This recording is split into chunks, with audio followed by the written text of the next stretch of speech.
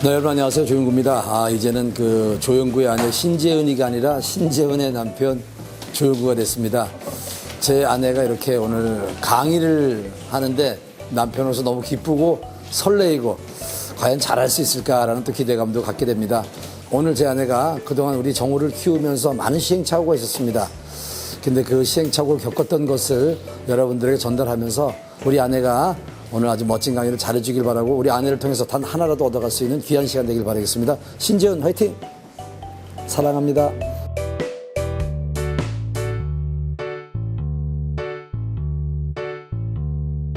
좋은 세상 같이 살기 위해서는 일단 가족이 행복해야 된다고 생각합니다. 가족만큼 소중한 게 없다는 것을 요즘 점점 느끼거든요. 정말 영재가 될 수 있도록, 그리고 우리 아이가 사회 속에 큰 인정받을 수 있는 귀한 아들을 딸로 키울 수 있도록 제 아내가 강의하는 게 도움이 됐으면 좋겠습니다. 제가 요즘 존경하고 자랑스러워하는 사랑하는 제 아내 신재은 씨를 소개합니다. 안녕하세요. 정말 책에도 쓰지 않았던 좀 뭔가라도 하나라도 더 말씀드릴 수 있도록 좀 오늘 이 시간 좀 노력을 많이 해보겠습니다.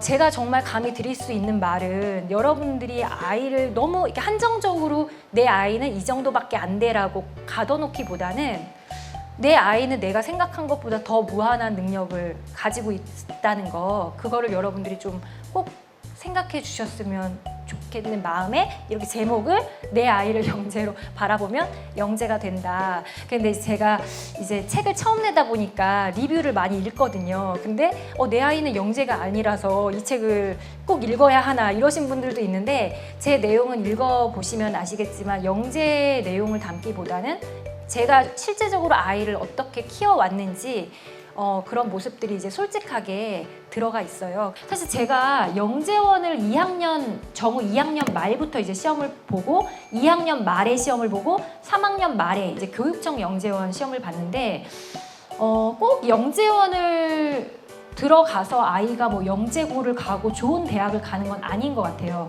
근데 이제 저의 교육과는 아이가 초등학교 졸업하기 전에 남들과는 좀 다른 차별화된 좀 무기를 많이 갖고 있어야 아이가 이제 중학교 올라가서 정말 실전 경쟁을 할 때 이 무기도 좀 꺼내보고 저 무기도 좀 꺼내보고 해서 좀 차별화된 아이가 되지 않을까라는 생각에 조금 남들이 가지 않는 길을 가려다 보니까 영재원의 문을 두드리는 거지, 제 아이가 영재고 똑똑해서 영재원의 문을 두드리는 건 아니에요. 아이를 데리고 이제 서점에 가는 거예요. 가서 한 몇 시간 풀어놓는 거죠. 그럼 뭐 애가 왕국 코너에도 갔다가 뭐 만화책 코너에도 갔다가, 처음엔 그렇게 시작을 했다가 나중에는 애도 이제 지겨울 거 아니에요. 그쪽 파트가 뭐 장난감이라든지 뭐 이런. 근데 사실 그쪽 장난감도 나쁘지 않은 게 다 수학적인 교구들이기 때문에, 그래서 제가 얻은 아이디어들도 뭐 체스를 한다든지 뭐 장기를 둔다든지, 그다음에 제가 책에 소개한 그런 게임들도 다 교보문고에서 제가 이제 아이디어를 얻은 거거든요.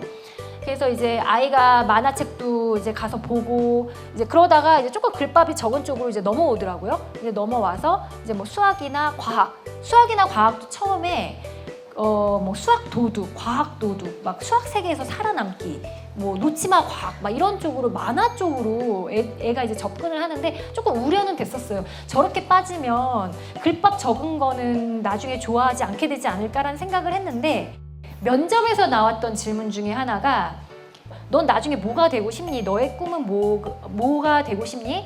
너가 그러면 거기서 조금 연관해서 할 수 있는 질문이, 너가 존경하는 인물은 누구니라는 질문을 당연히 할 거 아니에요. 그래서 이제 그걸 예상해서 이제 위인전을 읽히기 시작했죠. 이제 면접 보기 전에.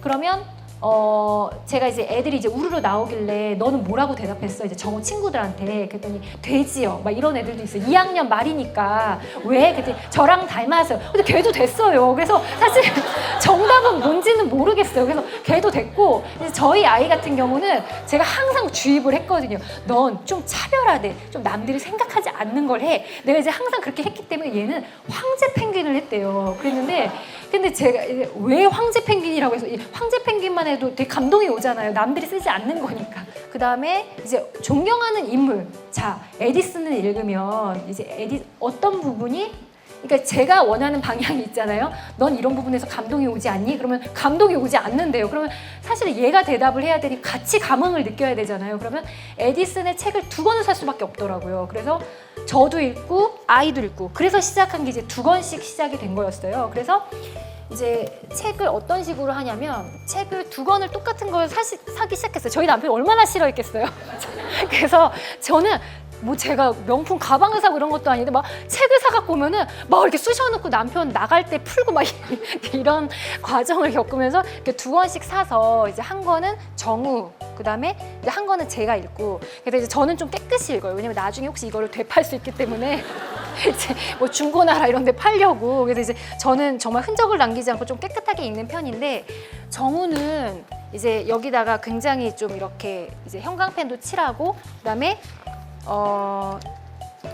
이렇게 이제 책을 이제 읽어요. 이제 읽는데 근데 사실 이렇게 책을 읽다 보면 과학적인 원리도 나오고 엄마가 해줄 게 너무 많은 거예요. 막 설명도 해줘야 되고 이제 이렇게 한 다음에 사실은 이제 1학년 때는 지금은 못 하는데 글밥이 작으니까 1학년 때는 제가 이제 화이트로도 이렇게 칠해가지고 이제 중요한 개념 같은 경우는 이렇게 화이트로 칠해놓으면 여기에 뭐가 들어갔었는지 혹시 기억나? 뭐 이렇게까지 해서 마무리를 좀 해야 좀 제가 아이가 확실히 좀 이거를 이해했는지 좀 알 수가 있더라고요. 그리고 이제 또 하나 했던 방법이 이제 화이트보드를 놓고 이제 남편이랑 같이 이제 영구 학생, 정우 학생 이제 형제가 없다 보니까 이제 그렇게 해서 이제 제가 물어보면 이제 여기서 자 그러면 이제 하와이 섬의 화산들 이제 순서대로 써봐 이러면은 이제 당연히 남편은 못 쓸 거 아니에요. 그러면 이제 정우는 잘하니까 이제 아빠를 이겼다는 거에서 이제 자신감도 굉장히 얻고 이제 이런 방법들을 이제 책만 막 읽으면 어린애니까 너무 싫을 거 아니에요. 그러니까 다양하게 좀 아이가 흥미를 잃지 않게 하려고 좀 노력을 하다 보니까 여러 가지 방법이 좀 생겼고, 사실은 이게 너무나 당연한, 사실은 제가 이 시간이 너무 짧기 때문에 당연한 얘기는 안 하고 싶었어요. 여러분들이 너무나 잘 아시는 얘기들은 하고 싶지 않았는데 아이를 이렇게 장기 레이스로 끌고 가려면 아이가 엄마랑 당연히 소통이 돼야 되더라고요. 이제 그럴 때 엄마의 제 주위에 보면 유독 아이가 엄마가 저렇게까지 하는데 아이가 잘 따라오네? 이런 아이들의 엄마는 굉장히 유머 코드를 많이 갖고 계시더라고요. 그러니까 아이를 막 웃겨가면서 막 이렇게 잘 끌고 가시더라고요.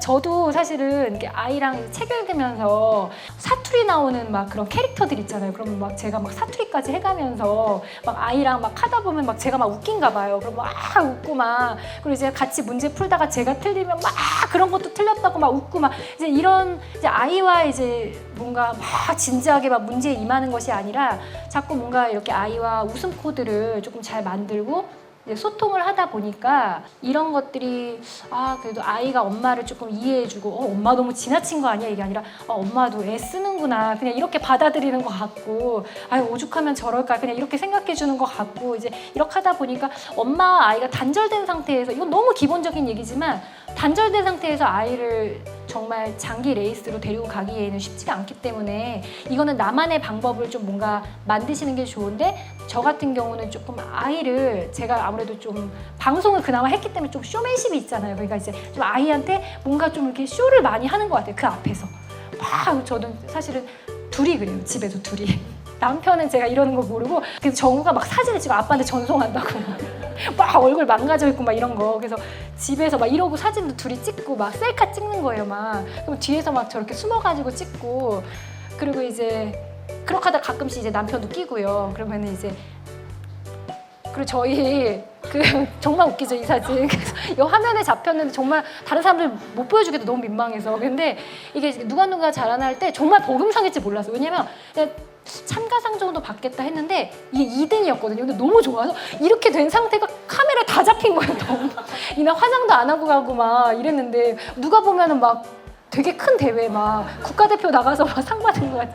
그래서 뭐 남편도 저렇고 그래서 참 이거는 그래서 이렇게까지 제가 내용을 꾸려봤는데 사실은 이게 육아라는 게 너무 고독하잖아요. 혼자 하려고 하면 제가 그랬었고 정말 1, 2학년 때 정말 애 학교 가면은 그냥 들어와가지고 엄마들도 안 만나고 그냥 전기장판에 누워있고 그랬어요. 너무 힘들어서. 근데 하나라도 더 듣고 이제 이렇게 하니까 삶이 더 밝아지는 것 같고 더 자신감도 육아에 생기는 것 같고 정보도 많이 들으니까 그 정보를 다 이용하는 건 아니지만 그 중에서 추려서 우리 아이한테 적용할 건 적용하고 이렇게 하다 보니까 좀 육아가 즐거운 것 같고 교육할 때도 더 즐겁게 어찌됐든 저희가 책임을 져야 되는 애니까 해야 되잖아요. 그러니까 좀 즐겁게 할 수 있는데 좀 서로 여기까지 오신 분들은 정말 더 특별하게 생각하면서 네, 좀 같이 친구처럼 나아갔으면 좋겠어요. 네. 아무튼 네네. 지금까지 강연 들어주셔서 너무 감사합니다.